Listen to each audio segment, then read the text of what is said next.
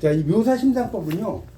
자, 묘사심상법 있죠. 거기 제 9강 보시면 묘사심상법은 다른 말로 뭐라고 하냐면 다른 말로 뭐라고 할까요? 말놀이시라고 그래요. 말놀이시. 여러분 말놀이를 좀 더 유식한 말로 뭐라고 네 글자. 말놀이를 네 글자. 말놀이예요. 말놀이 네 글자. 말장난시, 언어 유희라고 합니다. 언어 유희를 영어로는 펀이라고 합니다. 펀. 이게 재밌죠. 펀하면 뻔하죠. 그죠? 펀이 말장난인데 예를 들어서 뭐 휴양지원도 보면 서방인지 남방인지 이런 말 있죠. 그런 말 있지 않나요? 서방인지 남방인지라든가 뭐 기아가 야구를 너무나 잘해. 기아 타이거스. 기아가 기아를 달았다. 기아를 달았다고요. 그럼 잘하겠어요? 못하겠어요? 잘하겠죠? 그렇게 같은 기아가 아니잖아요. 근데 기아가 되게 막 10연패. 기아가 기아에 허덕인다. 기아가 기아에 허덕인다. 그러니까 이 똑같은 말을 써야 돼. 그러니까 이 말놀이는 똑같은 말을. 예를 들어서 빵을 먹으니까 배가 빵빵하다. 이해가요? 근데 빵빵한데 좀 쉬고 있으니까 어디서 자동차 소리가 빵 하고 들린다. 이런 식으로 이 말놀이는 이 말장난 하는 거예요. 그게 언어 유희시. 예를 들어서 여러분 예산을 가야잖아요. 예산도 유명하잖아요. 추사 김정희 고택도 있고. 예산에 가려면 뭘 해야 된다? 예산을 써야 돼. 그렇죠? 내가 얼마를 쓰고 아침에 뭐 쓰고 김밥을 뭐 먹고 재밌지 않나요? 이런 게 말놀이시죠. 제가 1집 시집에 그 식물 교도소라는 시를 썼는데 거기에 말놀이시가 되게 많아요. 말놀이시가 많고 제가 아마 다음에 여러분 수업할 때는 이 집이 나올 것 같아요. 근데 그때 또 이제 묘사심상법의 시들이 좀 있는데요. 하여튼 시는 이렇게 묘사심상법을 여러분이 쓰시면 되게 좋습니다. 시는. 이해가십니까? 그러니까 이런 거예요. 예를 들어서 사색이라는 게 있어요. 사색이 있어요. 보세요.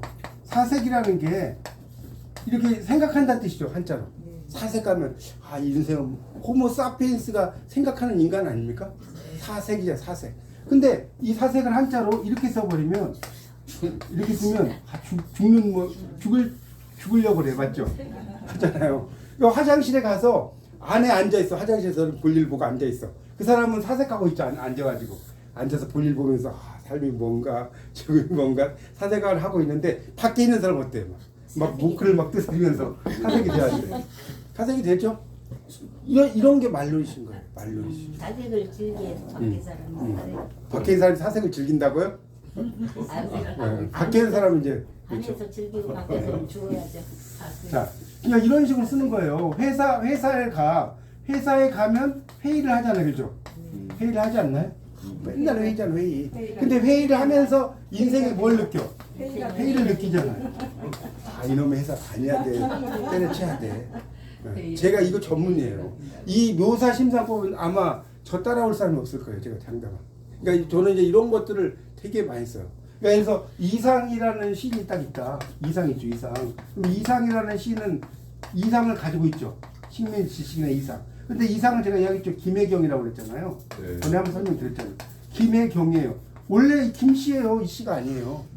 이상이 이씨인 줄 아는 분 많더라고요. 김씨예요, 김씨. 근데 이제 김상이라고 이 사람이 이제 그 뭡니까? 요즘 말 서울대 건축학과 출신이에요. 맞죠? 이상이. 그 김상이라고 이제 하잖아요. 무슨 씨. 근데 일본 사람들이 이 사람의 성씨를 이씨로 하는 거예요. 김상이라고 해야 되는데 이상 그런 거 이상. 여기서 힌트를 얻은 거야. 그래서 나는 이 내 시 속에다가 엄청나게 많은 수수께끼를 담아놓겠다. 제 시 속에다가 자, 이 상해 상대 상자. 이게 수수께끼 이게 상대 상자거든요. 그러니까 니들이 한번 해석해봐. 니들 멋대로 해석해봐. 근데 이 이상의 시는 이상하게 생겼네. 롯데 스트로바야. 재밌지 않나요? 이상이 이렇게 이 다 묘사심상법이라니까. 제가 1집 시에 뭐가 있냐면 이상의 이상과 이상 이렇게 썼어요. 이상이라는 사람의 이상이라는 사람이 이상을 가지고 있을 거 아니에요. 근데 시가 이상이에요. 그래서 진짜로 이 시를 썼다니까요. 이상의 이상과 이상. 그래서 이 말놀이 시를 쓰려면 뭐라고 하냐, 지식들이 좀 있어야 되겠어, 없어야 되겠어? 지식들이 좀 있어야 돼요. 그런 의미로 이제 씁니다. 예를 들어서 뭐 산에 올라가. 근데 뭐 버스가 뭐 산에 이마를 뭐 오르고 있다, 이렇게 쓰면, 그러면 이마 이렇게 나왔잖아요. 이 발음이 이마도 되잖아요. 그렇죠? 예를 들어서 뭐 이마를 뭐 소리쳐 외친다. 그러니까 이게 말놀이시는 이렇게 이마나 발음은 똑같잖아요. 그렇죠? 이런 것들 연습을 많이 이야기해야 돼. 이해 가십니까? 그래서 뭐 다리, 예를 들어서 보세요. 다리 위에 비친다. 말 돼야 안 돼요? 달이하고 다리하고 발음이 똑같지 안 똑같아? 네, 다리. 이런 식으로 쓰는 거야. 그러니까 말놀이시를 하려면 그런 어떤 영어나 한자나 이런 것들의 연습을 되게 많이 이야기해야 돼. 이해 가십니까? 그러니까 우리가 참존 있어, 참존. 여러분 참존이라는 화장품 아세요? 네. 참존이 이게 두 가지도 있어요. 참존 매력지대라는 뜻이에요. 참존. 근데 이거는 우리에게 참 좋아요, 안 좋아요? 좋아요. 그 참존이에요. 참존이라는 뜻과 참존이라는 뜻을 같이 갖고 있다. 그래서 이런 식으로 여러분이 그 말놀이시를 써보시면 정말 재밌어요. 말놀이시. 그런데 말놀이시를 가지고 이제 여러 개를 썼는데, 자, 다음에 또 기회 되면 알려드릴게요. 제가 쓰시면. 자, 그럼 묘사 심사법은 이제 그런 것이라는 걸 좀 알고 보면 좋겠습니다. 자, 그래서 170쪽 보세요. 170쪽. 일단 묘사 심사법은 뭐가 중요하냐? 기발한 상상력. 이건 이제 좀 더 유식한 말로 뭐라고 하냐면, 기발한 상상력을 한자로 뭐라고 하냐면, 일어날 때 그 기상 말고 이렇게 써. 기상. 이게 기자가 기할 기자인 거 아세요? 기할 기자를 이렇게 써요. 기하다. 상은 생각한다, 이런 뜻이 있거든요. 여러분 이 기발한 상상력, 존단이라고 하는, 여러분 영문학을 혹시 여기 영문학 전공자 있으세요? 이 존단이라고 하는 16세기의 형이상학파 시인이 있어요. 형이상학파 시인이 있는데 이 사람의 시 중에 뭐가 있느냐? 저는 이 시를 보면 정말 너무 놀라워. 이 사람의 기발한 상상이. 뭘 놀랍냐 보세요. 이 사람의 시 중에 뭐가 있냐면요. 벼룩이라는 시가 있어요. 벼룩이라는 시가 있어요. 여러분에게 이 벼룩이라는 시를 만약에 쓰라고 하면 뭐라고 쓸까요? 벼룩이 띄어봐야 벼룩이다. 이거 쓸 거예요? 여러분에게 만약에 벼룩을 가지고 한 2줄짜리 정도 시를 쓰라고 하면 한번 누가 말씀해 보세요. 여러분 다 시인이시니까. 잠깐 불안정 하시네. 높이뛰기 선수인가? 아, 벼룩은 높이뛰기 선수. 아, 그것도 대단하신 거예요. 아, 높이뛰기 선수. 자, 근데 얼마나 대단한지 보세요. 자, 이 사람은 벼룩을 가지고 청혼을 해. 여러분 벼룩을 딱 갖다 놓고, 자, 그럼 이제 좀 더 구체적으로 질문할게. 벼룩을 여러분이 누구에게 청혼을 해야 돼. 남자는 여자 남자에게 청혼을 한다고 칩시다. 벼룩을 빗대 가지고 한번 청혼을 해보세요. 벼룩을 빗대서. 벼룩처럼 날렵하고 뭐 그러지. 벼룩처럼 날렵하고. 또 벼룩 지혜롭고. 모르겠죠. 네가 뛰어서 뭐라고요? 어디로 갈 거냐? 벼룩처럼 뛰어서. 뛰어봤자 벼룩이다. 뛰는 거. 자, 보세요. 벼룩이, 자 보세요. 이 사람이 시 이렇게 써요. 당신의 피를 빨아먹고 뭐가 더 좋으냐? 내 피도 빨아먹었소. 맞죠? 네 피도 그러니 우리는 하나가 되었어. 하나가 되었어. 네 피도 빨아먹고 내 피도 빨아먹었으니까 같은 피잖아요. 그러니 결혼합시다. 이게 시예요, 진짜. 별거 아닌 것 같지만 기발하지 않나요? 여러분 이렇게 벼룩 가지고 청혼할 수 있어요? 아니 이게 뭐든지 그래. 듣고 나면 별거 아니야. 듣고 나면 별거 아닌데 이런 실 썼다는 발상이 대단하지 않습니까? 누가 썼다? 이 존단이라고. 필요 하나가 있고. 형이상학파 시인 존단이라는 사람이 있어요. 존단. 영국의 16세기 정도 되는 형이상학파 시인이에요. 그래서 여러분 이제 공부를 이렇게 하실 때는 국문학을 뭐 저도 하는 걸 나쁘진 않지만 영문학도 좀 하시면 더 좋아요. 같이 공부하면 이렇게 대화의 소재가 좀 더 풍부해져. 그죠? 국문학만 하면 존단 모르잖아요. 여러분. 그죠? 지워집니까 이제? 네. 네. 그래서 이제 그렇게 이러한 기발한 상상력을 가지라는 거예요. 기발한 상상력. 그러니까 이런 기발한 상상력을 가지려면 이게 영어 같은 경우에서도 이제 그런 것들 되게 많거든요. 그래서 렐름이 이제 왕국이잖아요. 저는 영문학을 했기 때문에 영어로 된 시가 있어요. 스토리텔링법 청문이라는 시가 이런 거거든요. 뭐 왕국을 렐름, 이게 렐름이라는 게 그 왕국인데 왕국을 렐름 이렇게 해먹는다. 렐름 훔쳐간다 이렇게 쓸 수 있겠죠. 그렇잖아요. 예를 들어서 비열드가 있어. 비열드가 이게 턱수염이거든요. 턱수염 비열드예요. 그러니까 비어드잖아. 비어드. 턱수염은 면도하다가 비어도 나야 안 나요. 아, 비어도 나잖아. 그렇죠? 그러니까 이렇게 이제 저는 이제 이게 영어가 좀 특화되어 있기 때문에 시를 쓸 때 이런 시들을 많이 써요. 이 터널이 있어요. 이 터널. 이 터널을 들어보셨죠? 이 터널. 이 터널이니까 이 터널이잖아요. 이 터널이요 영원하라. 이 터널이요 영원하라. 말도 안 돼요. 이 터널이 영원하니까 이런 식으로 영원하라고. 이 터널이 영원하라. 이 터널이란 말이 영원한이란 뜻이에요. 이 터널. 이 터널 선샤인이라는 영화도 있잖아요.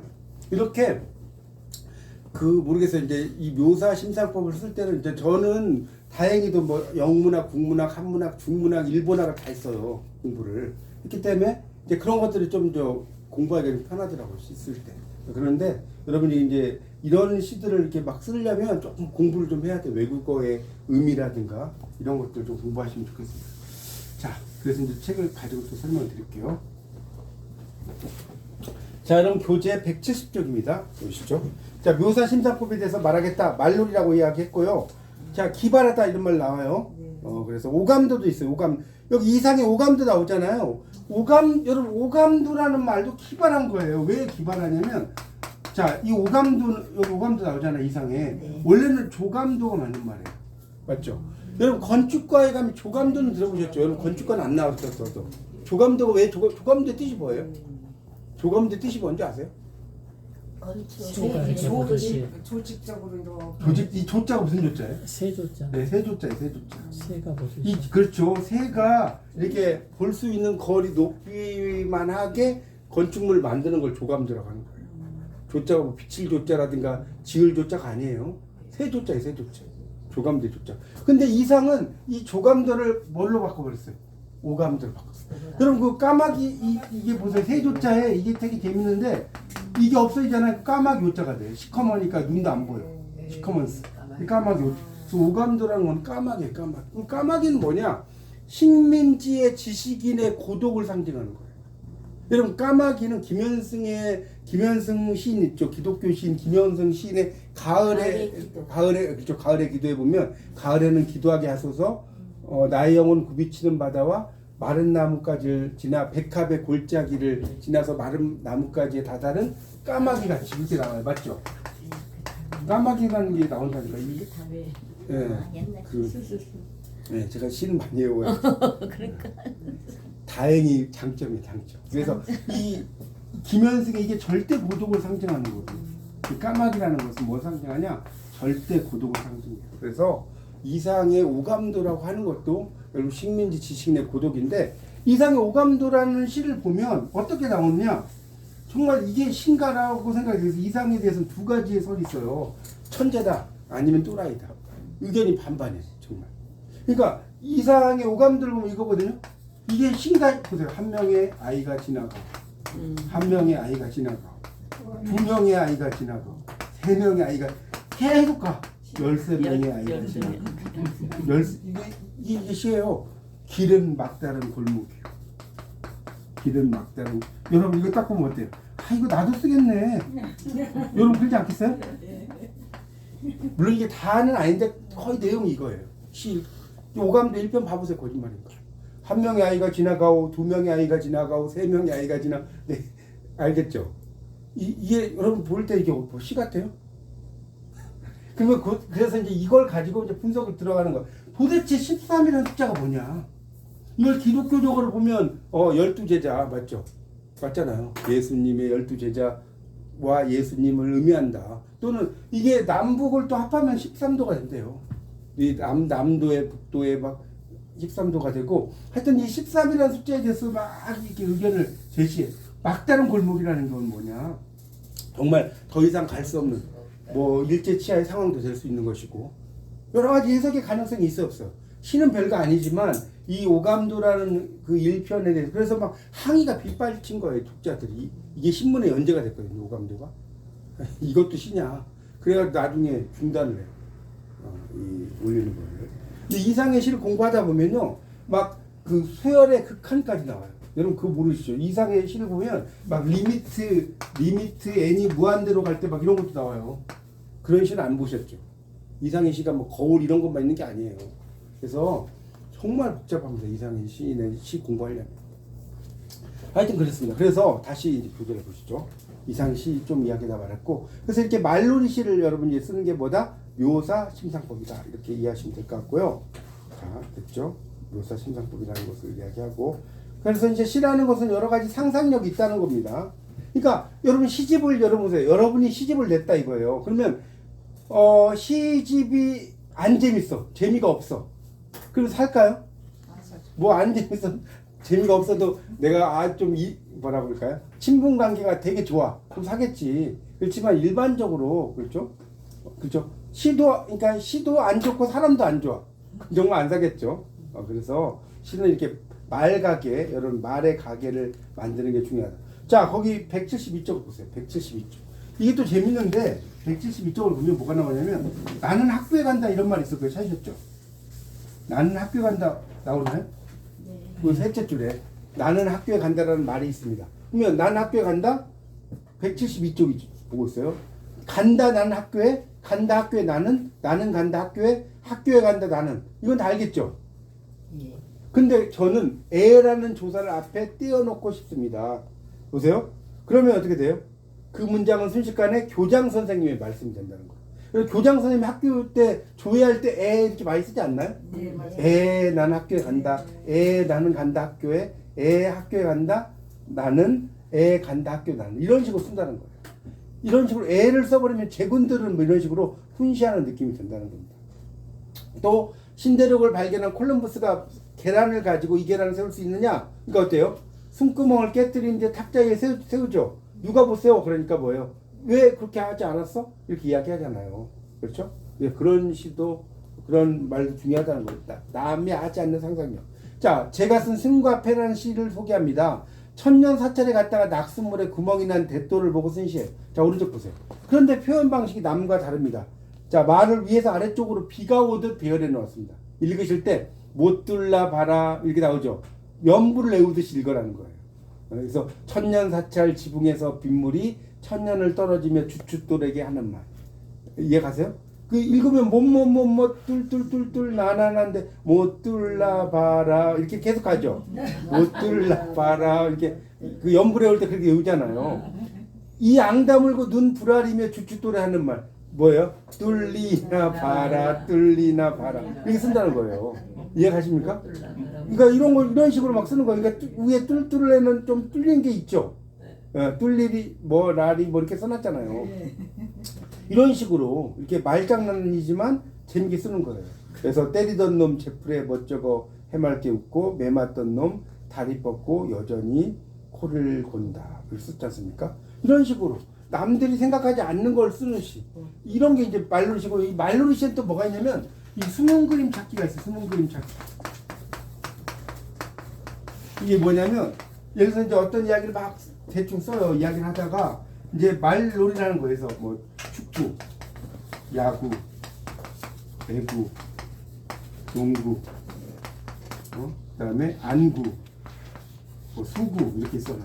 이해가십니까? 그럼 안구가 좀 잘못된 거죠. 잘못된 거잖아요. 이런 식으로 쓰는 거예요.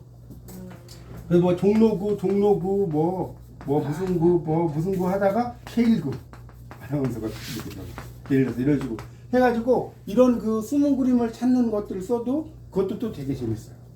여러분 그 숨은 그림 찾기 이런 시 안 써보셨죠? 이런 시도 한번 써보시면 되게 좋습니다. 시를 쓸 때 제가 계속 말씀드리지만 하나의 종류의 시만 쓰는 시대는 끝났어요. 지금은 다양한 시를 써야 됩니다. 자, 그래서 자 보세요. 174쪽입니다. 174쪽. 여기 이제 또 재밌는 게 뭐냐면 칼국수 먹기라는 시가 있어요. 칼국수 먹기 있죠. 두부 심부름을 잊어먹을까봐 외우며 간다. 두부. 길목에서 고양이가 나타나 야옹거린다. 두부 야옹야옹 두부 야옹야옹. 두부도 있기 싫고 고양이도 좋다. 한참을 가는데 자전거가 빗길하며 따르릉거린다. 두부 야옹 따르릉 두부 야옹 따르릉. 두부가게에 도착해서 두부 야옹 따르릉 주세요. 주문난다. 내 어묵 한 박스랑 칼국수 4봉지요. 맞죠? 아저씨는 내 말 듣다가 전화를 받은 아저씨. 여기 아저씨는 빼주세요. 이게 좀 시에서 오타 같아요. 너 뭘 달라고 했냐? 얼른 생각나지 않는다. 어묵 한 박스랑 칼국수 4봉지요. 이제 갑자기 다 까먹고 이걸 이제 든 거야. 아니다. 내가 그렇게 많이 사갈 리가 없다. 옛다. 어묵 한 봉지랑 칼국수 한 봉지. 그날 나는 그 지겨운 두부찌개를 벗어나 어묵이든 칼국수를 2그릇이나 먹었다. 기발하지 않나요? 지금 사오라고 했는 심부름은 안 사오고 어묵이든, 그러니까 어묵이든 칼국수에 내묻혀 보세요. 어묵이든 칼국수는 내가 먹고 싶은 음식이죠. 내가 먹고 싶은 음식이 어묵이든 칼국수잖아요. 이렇게 쓰는 거예요. 이해 가십니까 무슨 말인지? 그래서 두부 사오라고 했는데 칼국수 사온 이야기예요. 칼국수 사온 이야기입니다. 이런 식으로 쓰는 거예요. 자, 그 다음에 이제 그 밑에 있는 것도 이게 재밌는 게 이렇게 그 랩이죠. 랩 시를 썼어요. 랩. 여러분 랩 시 할 때 여러분 이것도 알려드릴게요. 우리 랩이란 말 래퍼 들어보셨죠? 래퍼. 이 이어령 교수가 돌아가셨지만 이어령 교수가 이 랩을 뭐라고 했느냐? 뭐라고 했어요? 몰라요? 말의 설사라고 했어요. 말의 설사. 말을 설사하는 것처럼 막 하는 거예요. 우리나라 최초의 랩이 그 서영춘 돌아가신 그 인천 앞바다가 사이다라도 곡부 없이는 못 마십니다. 이거 있죠. 그게 랩의 원조예요. 랩의 원조. 맞죠? 이렇게 있잖아요. 그런 노래가. 그럼 랩이 뭐냐? 랩 여러분 그래서 영어를 알면 되게 재밌는 거예요. 영어를 여러분 모르시면 어떻게 생각할까요? 참 삶이 좀 힘들어. 삶이 생각하는 관점이 좀 랩이 뭐냐면 랩이 뭔지 아십니까? 싸는 거예요? 그거는 WRAP예요. WRAP가 포장하는 거고 랩이고 요 랩은 뭐냐면 알려드릴게요. 이번에 막대기로 땅을 친다는 뜻이에요. 보세요. 여러분 영어 알면 좋아요 나빠요. 랩이 그런 뜻이라니까. 산에 가야 뭐 범을 잡고 들에 가야 뭘 잡고 인천 앞바다 사이다라도 곡부 없이는 못 마십니다. 그렇게 쓰잖아요. 막대기로 땅 치는 것 같다는 거. 랩이거든요. 그래서 여기 지금 그 175쪽 보세요. 부찌뿌찌 나오죠. 부찌삐찌 나오죠. 이렇게 막 나오잖아요. 발음도 힘들어서 보면. 그래서 저도 그 시 중에 이렇게 왕을 사랑하는 그녀라는 시가 제가 1집 시집에 있는데 이게 이제 랩시로 쓴 거예요. 그런 시가 있거든요. 그래서 하여튼 여기서 보면 부치피치 하고요. 할머니가 죽었어. 하나도 안 슬퍼. 잔소리가 죽었어. 기분이 너무 좋아. 나를 싫어했어. 뭐 이렇게 나오죠. 이렇게 여러분 시를 쓸 때 랩시도 써도 좋아요. 제가 이번에 그 2집에도 지래퍼의 노래라는 시가 있는데 그 시도 이제 랩시를 썼거든요. 지래퍼의 노래. 나중에 시집 나오면 보면서 설명을 해야 돼. 지래퍼의 노래라는 시가 있어요. 하여튼 그런 것도 이렇게 이제 쓰는 거예요. 여러분 생각해보세요. 이런 랩시도 쓰면 멋지지 않나요, 시가? 눈에 이렇게 바로 가잖아요. 식물교도소에 있어요? 네, 거기에 이건 말고 식물교도소에는 그 왕을 사랑하는 그녀라는 시가 그 랩시예요. 식물교도소에 왕을 사랑하는 그녀를 한번 찾아보세요. 거기에 보면 이제 창덕궁을 여인으로 보고요. 그 왕이 있어. 근데 창덕궁에 있는 그 뭡니까 부용정 있잖아요. 그 연못이 있잖아요. 연못이 있지 않습니까? 그 연못이 여자로 표현한 거예요. 여자로 표현해서 그 왕을 사랑을 하는데 계속해서 왕이 바뀌고 지금은 이제 그러다 보니까 자동차 소리가 들리는 뭐 그런 것들 제가 이렇게 써놓은 시가 있거든요. 저도 이제 쓸 때 막 썼는데 외우지는 못하겠어요. 그건 너무 막 하여튼 근데 이제 그런 시를 써놨단 말이에요. 그러니까 그런 게 랩시예요. 여기서도 이제 그런 거예요. 보면 뭐 제가 이걸 다 읽진 않겠지만 뭐 푸치푸치 막 넣으면서 여러분이 어떤 래퍼의 말을 한번 이렇게 써보시라 이거예요. 그래서 거기 이제 177쪽 보세요. 하여튼 시는 여러분 읽어보세요. 저는 이제 큰 틀 설명드리는 거 중요한 거니까. 졸시 잔소리를 찾아서 어느 소녀의 고백. 그러니까 화자가 여자죠. 어느 소녀니까. 그죠? 머풍으로 써놨어. 머풍으로. 거기 머풍이라고 177쪽에. 비트박스 풍으로라고 나오지 않아요? 거기 둘째 줄에 있잖아요. 어느 소녀의 고백 비트박스 풍으로. 그래서 랩이다. 래퍼가 아니기 때문에 비트박스를 잘못하지만 그냥 빠르게 읽어만 봐도 재미가 있다는 거예요. 그러니까 이런 시를 읽을 때는 할머니 잔소리를 어디다 이렇게 읽으면 안 된다는 거예요. 그렇죠? 할머니 잔소리를 어디다 두셨어요? 뭐 이런 식으로 뭐 그렇게 읽어야지. 예, 이 시를 막 그렇게 여러분이 막 서정시 읽듯이 읽으시면 안 되는 거예요. 그렇지 않나요? 부칫 빛이 이렇게 읽으면 이게 시가 아니죠. 그러니까 예, 그렇게 읽어보라는 거예요. 좀 재밌지 않습니까? 그 다음에 거기 177쪽에도 이제 보면 자라가 있어요. 자라. 여기 이제 자라 손가락을 물다라는 시인데 178쪽에 보면 나오는데 자라 알죠? 자라. 자라 보세요. 자라가 손가락을 물었다. 뚜껑 꼭지도 떨어뜨린다는 자라가 손가락을 물었다. 자라. 그래서 자라지 못하게 하고. 그러니까 자라 가지고 이제 말장난하는 거예요.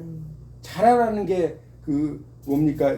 그 자라 있잖아요. 거북이 조그만한 그런 거 생긴 거. 근데 자라인데 자라지 못하게. 자라는 것을 해박 놓고. 자라는 싹스를 밟지는. 다 자라로 돼야 안 돼요. 거기 밑에 자라지부터 쭉 자라 다 동그라미 쳐보세요. 다 자라로 시작돼요. 제가 그 제 시 중에 또 도라는 도로 시작되는 시가 있어요. 도.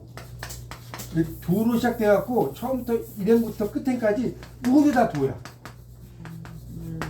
모두 다 도라고요. 그렇게 한번 써보세요. 그러니까 내가 시를 쓸 때 여러분이 지금의 고정관념을 버리시라고.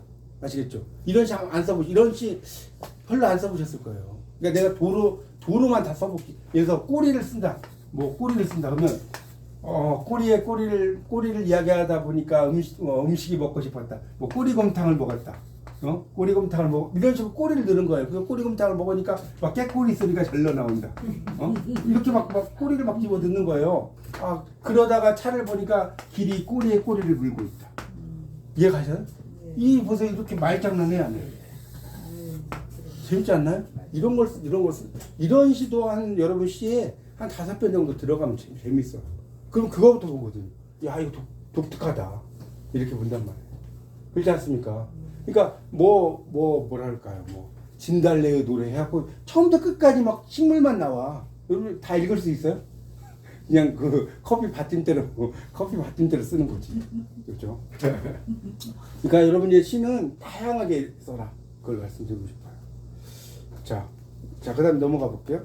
그러니까 자라다 못 자라는 나무가 자라다 말고 손가락을 물지. 손가락만 물기에 망정이지 너희 집 기둥을 물면 어쩌냐. 자라는 나무는 자라야 한다. 아무도 물고 싶지 않는 자라는. 근데 여기 나오죠. 정말 자라가 손가락을 문 것은 아닙니다. 자라는 나무에서 나오는 자라라는 말을 붙들고 늘어진 것입니다. 나오죠? 178쪽 보세요. 그럼 성유법이라는 말은 뭐냐면 소리성자의 유자가 비유할 유자예요. 잘 한자 모르시면 유자에다가 비유할 유라고 써놓으세요. 소리를 가지고 비유한다는 거예요. 의성법이라는 겁니다. 이런 식으로. 아까 제가 말씀드렸죠. 보세요. 눈이 들어가니 눈물인가 눈물인가. 나오죠? 눈에 눈이 들어갔어. 뭔 말 이해가세요? 눈이 아이의 눈도 있고 스노우도 있잖아요. 예산에 가려면 예산을 잘 세워야 돼. 그러니까 예산 지명일 때는 그냥 예산이야. 근데 돈 예산할 때는 뭐예요? 네? 예산 좀 길게 써요. 그러니까 예산이라는 게 여러분 영어로 버짓이라고 거 아세요? 예산을 영어로 버짓이라고 하는데 예산을 이거 알면 좀 영어 아시는 분인데 이 버짓이란 말의 원래 뜻이 주머니라는 뜻이에요. 진짜로 원래 뜻이 포켓의 의미가 있어. 버짓이라는 말의 원래 의미가 뭐라고요? 주머니. 예산을 세우려면 주머니 사정을 잘 알아야 되죠. 내가 주머니 7,000원밖에 없는데 막 5만 원짜리 뷔페 먹을 수 있어요? 안 되잖아요. 그렇죠? 그렇게 예산 이렇게 이제 쓰는 거죠. 다음 시를 또 읽어본다는 거예요. 자, 오른쪽 보세요. 전하라 두부 둔부 이렇게 써놨죠. 두부 머리도 짜죠. 콩도 짜죠. 콩도 짜. 중간에 이게 머리도 짜, 콩도 짜. 그 다음에 둔부 있죠. 둔부. 이렇게 썼어요. 보세요. 일요일 저녁 무얼 해 먹을까 생각하다가 지난 금요일 사둔 두부가 생각났다. 아차, 스스로의 둔부를 때리며. 그러니까 이게 두부하고 둔부하고 비슷해야 안 비슷해요. 이렇게 쓰는 거예요. 똑같은 것만 쓸 필요는 없어요. 이 말하고 비슷한 걸 쓰는 거예요. 둔부를 때리며 맹장을 여니 두부는 신냄새를 풍기고 있다. 갇혀있던 그가 꺼내달라고 신목소리를 절규하고 있다. 팔다리가 보이지 않는 두부는 나오죠? 모두 두부로만 이루어져 있나 보다. 콩은 으깨어지고 팔팔 끓여져서도 우리 가족의 건강을 걱정하고 있었다. 가족의 건강을 생각하지 않고 나만 생각해온 나의 두부. 재빠르게 둔부를 움직여 슈퍼에서 새 두부를 사오며 생각한다. 이렇게 쓰잖아요. 이런 식으로 이제 막 쓰는 거예요, 말을. 이런 식으로 이제 그 말들을 쓰는 것들이 뭐다? 말놀이시라는 겁니다. 그 다음에 이제 보세요. 넘어가서 180쪽도 보면 이 백일홍이라는 시가 있어요. 백일홍. 백일홍 알죠? 그 식물 중에. 이 백일홍도 보세요. 백일홍부터 99일홍이 쭉 나오죠. 쭉 가다 보면 일일홍이라고 나오죠. 나오잖아요. 그 밑에. 다 읽을 필요 없이. 그 위에 보면 뭐라 나왔어요? 순결한 너의 자태 보지 못하고 화무 11홍. 화무 11홍이라는 게 열을 볶는 꽃이 없다는 거죠. 화무 11홍이라는 게. 그렇죠? 자, 화무 11홍이란 말을 썼으니 이제는 뭐라고 썼어요? 화유 11홍이다. 열을 100일, 하유 100일홍이죠? 100일 붉어지는 꽃이 있다는 거예요. 너의 이름은 처음부터 특히 하룻밤 자고 나면 너의 생명은 날은 데크레센도로 점점 엷어지면 질수록 자태의 아름다운 크레센도로 강화해져 가니 아름다움의 영상과 풍기는 너의 향기는 잊을 수가 없다. 백일홍이라는 걸 가지고 이렇게 씁니다. 그러니까 백일홍부터 이렇게 일일홍까지 이렇게 다 쓴 거예요. 쓰기가 쉽진 않지만 이렇게 써도 이제 말놀이가 되죠. 근데 이것만 쓰면 말놀이가 안 되니까 그렇지. 우리도 한번 백일홍의 백. 이때 백은 혼백 백자입니다. 혼백할 때 받아서 백년수를 누려보세요. 이렇게 쓸 수 있습니다. 자, 그래서 이제 그 밑에도 이제 기반한 아이디어고 밑에 나오죠. 장석주 시인은 그 밑에 가보세요. 대추 하나리라는 그의 시에서 181쪽의 밑에서 한 10줄 올라가 보세요. 있나요? 뭐라고 나왔어요? 대추가 붉어진 이유 많이 이거 들어보셨죠? 적에 저절로 붉어질 리는 없다. 저 안에 태풍 몇 개, 저 안에 천둥 몇 개, 저 안에 벼락 몇 개가 들어있어서 붉어진다. 이해하십니까? 그러니까 대추가 둥근 이유가 뭐예요? 혼자 둥그러질 리가 없다. 보설이 내리는 몇 밤, 땡볕 두어 달, 초승 달볕. 그러니까 결국은 이 말은 뭐냐면 이 말은 여러분 뭐예요? 세월이 그만놓고 고난 보이고 멋도 따르고. 구양수라는 여러분 이제 방송 팔대가가 있어요. 구양수. 이 사람이 어떤 이야기냐면 시라고 하는 것은 궁해진 이후에 공. 그러니까 이 공점이다. 공.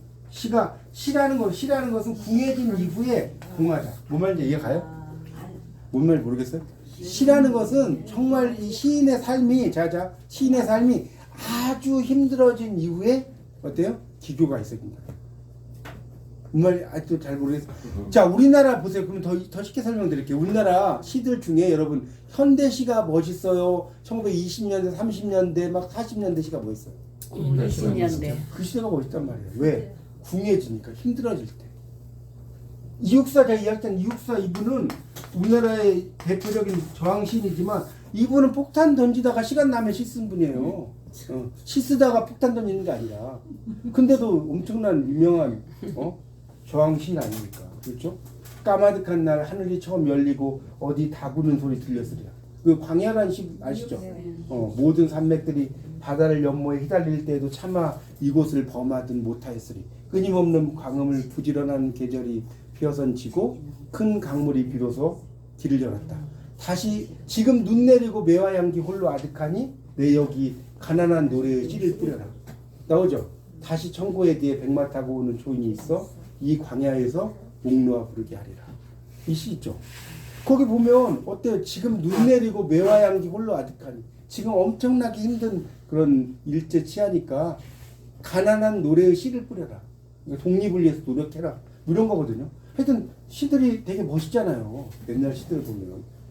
또 그 이육사의 절정이라는 시도 보면 저는 이 절정이라는 시가 정말 좋은데 여러분 절정이 난 시 제일 처음에 어떻게 시작돼요?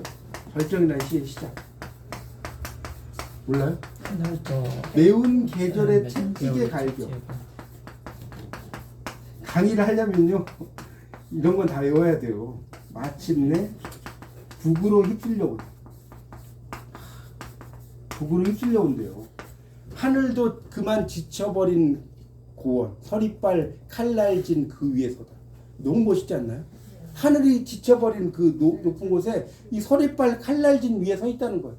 매운 계절이 채찍을 때려가지고 북방으로 휩쓸려 갔다는 거예요. 표현 보세요. 이 보통 표현입니까 이게? 네? 그러니까 이게 만주로 이제 이주를 갔는데 이 표현을 보세요. 매운 계절의 채찍에 갈게. 이런 표현 여러분 쓰기 쉬워요. 그러다가 이제 뭐 이러매 가만히 눈 감아 생각해 볼 밖에 겨울은 강철로 된 무지개인가. 무지개를 강철로 된 무지개래. 이육사 시인의 시예요. 그러니까 이런 그 시들은 시궁 이후 공인데 결국은 나를 키운 건 파라리 바람이었다. 맞죠? 파라리 바람이었다. 자화상에 나오잖아요. 그렇죠? 그다음에 허균이 뭐라 허균 아시죠? 홍길동제스 강산의 도움이란 말. 이 다 같은 말이에요. 시궁 이후 공이나 파라리 바람이나 강산의 도움이나 이게 다 뭐다? 같은 말이다. 뭐다? 시련을 겪고 나야지 뭐한다? 성장한다는 거예요. 그렇죠? 여러분 생각해보세요. 시련을 안 겪고 성장을 하면 그건 성장이 아니에요. 인생은 N법칙이라고 그랬죠. 올라갔다가 쫙 내려가야 돼. 시련을 겪어야지 올라가는 거예요. 나는 그냥 태어나서 죽을 때까지 막 이렇게 가다가 죽었어. 이런 사람은 성공시대 안 나와요. 나오겠어요? 태어나서 그냥 계속해서 난 잘 먹고 잘 살다가 죽었다. 생각해보세요. 절대 안 나온다니까. 올라갔다가 완전 내리막으로 갔다가 다시 올라가야 돼. 이래야지 또 성공시대다. 하여튼 아시겠죠? 그러니까 바람이라는 게 그 자연 바람을 의미하는 게 아니에요. 시련을 의미하는 거예요. 시련. 서정주의 자화상에 나오는 나를 키운 건 파라리 바람이라는 것은 이 시련을 가리키는 거예요. 자연의 바람이라는 의미가. 또 강산의 도움이란 건 뭐냐? 이 강산의 도움이란 걸 좀 설명을 드리면 이게 강산의 도움 뭔 소리지? 이럴 거예요. 이건 뭐냐면 유배를 간단 말이에요. 유배 옛날 사람들 유배를 가잖아요. 네. 근데 이 사람들은 옛날 사람들은 유배를 갔는데 어떻게 갔냐면 유배를 간다고 생각을 안 해요. 뭐라고 생각을 하느냐? 나는 원래 하늘나라의 신선이었다. 근데 한자를 잘못 읽어가지고 이 적강이라고 그래요. 적강. 유배가 적자인데 글자 한자 잘못 읽어서 신선 적자거든요. 신선이 인간 세상으로 내려왔다는 거예요. 님이라는 글자에 점 하나를 찍으면 남이 되잖아요. 이런 것처럼 글자를 하나 나는 잘못 읽어가지고 나는 인간 세상에 내려온 사람이다. 그러니까 나는 다시 하늘로 올라가고 싶다. 이건 왕에게 가고 싶다는 거거든요. 이런 비유들이 엄청나게 많습니다. 문학을 공부하다 보면. 자, 다시 182쪽으로 가보세요. 그래서 이제 그런 그 이야기가 있고 지하철도 나오죠. 거기 X도 같은 편입 이렇게 나왔죠. 좌석에 쭉 앉아 있어요. 신발끈을 바라봐요. 구두 운동화 이렇게 나왔죠. 그 구두 이렇게 해갖고 XX 보이십니까? 이렇게 뭐 일직선으로 멜 수도 있고 옆으로 멜 수도 있고 여러분 신발 매보셨죠? 네. 그런 걸 이렇게 써놨어요. 이렇게 일직선으로 끈을 맨 신발보다 X자로 맨 신발이 많다. 사람들은 신발끈을 X자로 맨 사람들을 나무라지 않고 아무런 느낌이 없이 앉아 있다. 이런 식으로 쓰면서 그 신발끈 모양을 막 써놨어요. 뭐 이런 거라든가 뭐 이제 그런 시들이 막 나온단 말이에요. 그러니까 여러분이 이런 시들을 보면 그런 내용을 여러 가지를 가지고 여러분이 이렇게 시를 쓰는 겁니다. 아시겠죠? 그래서 이런 그 묘사 심상법의 시들이 되게 알고 보면 되게 재밌거든요. 그 의미들의 맥락들을 어떻게 내가 이어서 시를 쓸 것인가 그런 좀 생각을 하시면서 이렇게 써보십시오. 그러면 좋고요. 그러니까 이 묘사 심상법의 시는 여러분이 쓸 때 이런 그 말의 의미들을 뭐 이렇게 생각을 해야 되니까 어떤 단어가 나오면 이걸 소리 나는 대로 써보고 소리 나는 대로 묘사 심상법 시를 쓰는 방법. 소리 나는 대로 써본단 말이에요. 예를 들어서 아까도 대표적인 게 뭐였어요? 달이가 있어. 그러면 달이하고 연결. 그렇죠? 달이하고 연결된다고요. 또 별이면 이걸 또 별이 있잖아요. 뭐에 중심할 때 별이란 말 있죠? 이런 식하고 또 연결되는 거예요. 또 그런 것들, 그 다음에 임아가 있어. 임아. 그러면 임아하고 연결된다든가 이런 것들, 또는 한자가 나오면 그 한자의 여러 가지 뜻, 또는 어떤 단어로 그 이야기했죠. 뭐 꼬리가 있다. 꼬리. 그럼 꼬리를 가지고 계속해서 말 만들어. 꼬리를 가지고, 아시겠죠? 쭉 말 만들다든가, 또는 도가 있어. 도만 가지고 말 만들어. 또는 뭐라고 그랬습니까? 아까 말씀드린, 또는 그 숨은 그림 찾기 같은 것도 있다고 그랬죠? 그런 것도 하나의 묘사심상법의 시들이 돼요. 그래서 묘사심상법의 시는 정말 많습니다. 또는 묘사심상법 이런 것들은 그냥 여러분이 뭐 우리 그 삼행시 이런 거 있죠? 삼행시들이 있지 않습니까? 이런 것들도 이제 하나 들어갈 수 있고, 뭐 가나다라 마바사가 있다 만약에 이걸 가지고 이걸로 시작되는 어떤 시를 쭉 써놔도 하나의 또 그 시가 또 될 수가 있어요. 그래서 이 묘사심상법의 시들은 상당히 내용들이 뭐 하나의 의미로만 있는 것이 아니고 여러 가지 맥락들로 쓸 수가 있다는 겁니다. 그렇게 이제 여러분이 좀 시들을 좀 분석을 하시면 좀 좋습니다. 그러니까 이 묘사심상법은 여러 가지 맥락들을 여러분이 찾아서 이렇게 시를 좀 써보시면 좀 좋을 것 같아요. 그 뒤에가 이제 성찰심상법이 있고 관찰심상법이 있고 관찰 심상법이 있어요. 그러니까 거의 다 성찰이나 거기 뒤에 188쪽입니다. 성찰이나 여러분 관찰 이거 조금 더 이야기하고 좀 마무리를 할게요. 그러면 성찰과 관찰이 다 같은 맥락이에요. 그렇죠? 성찰, 관찰. 근데 이 관찰보다는 성찰이 좀 더 그 삶을 뒤돌아본다는 거예요. 성찰. 성찰은 영어로 제가 설명드릴게요. 영어로 보면 리프렉션이 리프렉션. 영어로 봐요. 영어 좀 아시는 분은 알 거예요. 리프렉션. 자, 보세요. 여러분. 이 리프렉트라는 단어가 있어요. 영어에서. 이게 뜻이 세 가지가 있어요. 자, 이게 어떻게 되냐? 반자로 시작돼. 저 이제 학생들 가르칠 때 반반반으로 반반반. 리프렉트는 반반반이다. 뭐냐? 자, 빛을 뭐 한다? 반사한다. 자, 빛을 반사해. 그러면 이 빛을 반사하면 그것이 어떤 걸 반영하겠죠? 반영한단 말 들어보셨어요? 인생이라는 것, 영화는 삶을 반영한다. 반영한다는 뜻이 있어요. 자, 오늘의 저녁이 되어서 오늘의 삶을 다시 뭐해요? 그러니까 반반반이에요. 그래서 리프렉션이라고 하는 건 반반반이다. 이렇게 의심이 좋습니다. 리프렉션은 반반반이고요. 그래서 오늘의 어떤 삶을 이렇게 반성하는 거, 이런 것들이 중요하거든요. 그래서 성찰심상법이라고 하는 건 뭐냐? 거기다 좀 써놓으세요. 오늘 뭐 성찰심상법은 시를 쓰게 하는 이유, 시를 쓰게 하는 이유라고 써보세요. 188쪽입니다. 시를 쓰게 하는, 제가 이제 이 책을 강의할 때는 다 설명을 하지는 않습니다.